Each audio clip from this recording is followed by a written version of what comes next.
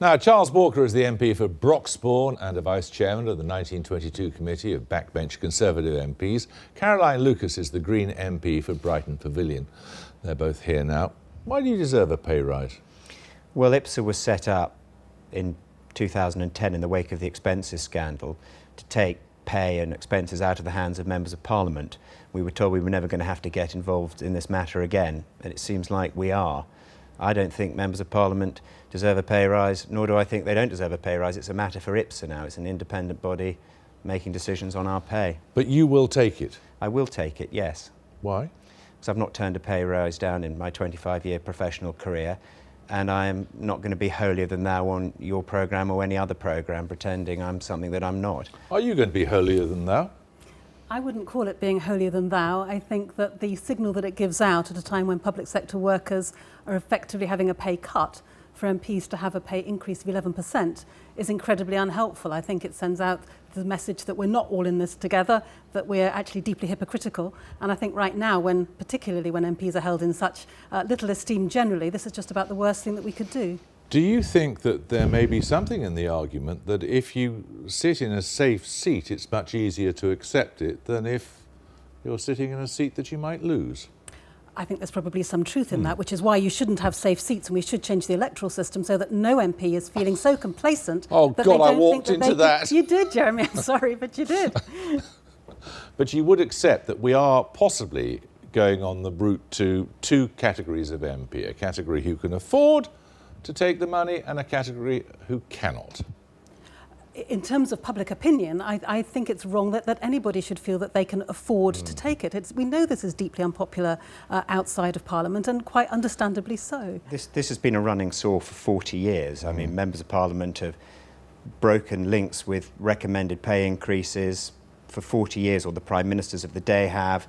That is what triggered the expenses scandal, and I fear we're going to do it again. I think this whole thing's going to unravel over the next week because Ed Miliband's called for cross-party talks. There's going to be the auction of the self-righteous again between the party leaders, and we're going to be right back to square one again. I think we've learnt nothing of the past 4 decades, and once again, party leaders are going to make a terrible, terrible mistake.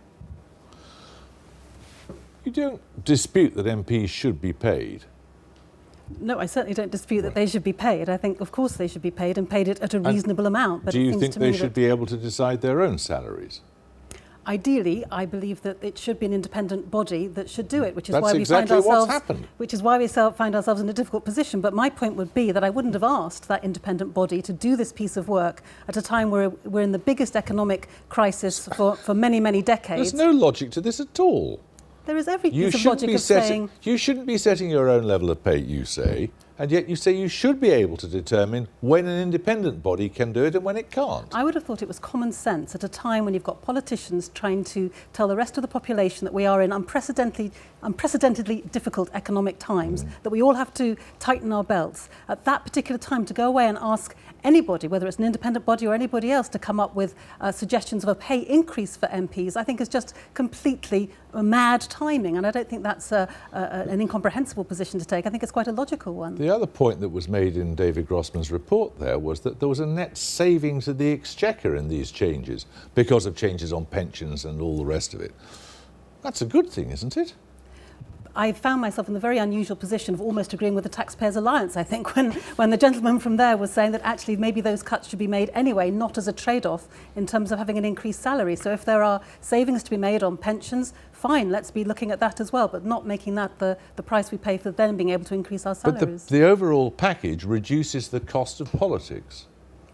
Yes, but it would increase it even more. It would basically enable us to save more money if we didn't then also take a pay increase. We are telling people right now, people who have not had a pay increase for many, many years, and we are trying to justify an 11% increase. I just don't think that washes. I'm not telling anybody anything. IPSA is an independent pay body. But what do you imagine your constituents think? Well, I think I'm on the wrong side of this argument with many of my constituents, but I was a Member of Parliament in 2009 and 2010, and it was a desperate, desperate situation we found ourselves in, and we really can't revisit it again, and I fear we will. But I would just say this, we are hurtling towards having a Parliament of extremely rich people, and if that's what the British public want, fine. It's absolutely fine by me, but that is where we're heading. We're going to have a party of the independently wealthy, a government of the independently wealthy, a parliament of the independently wealthy.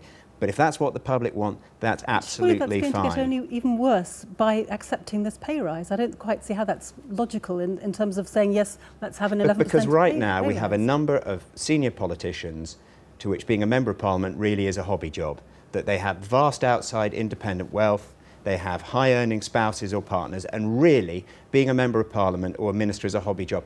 The Deputy Prime Minister once said, I'd be happy to do this job for nothing. I don't think I've met a single constituent who could afford to do his or her job for nothing. Thank you both very much.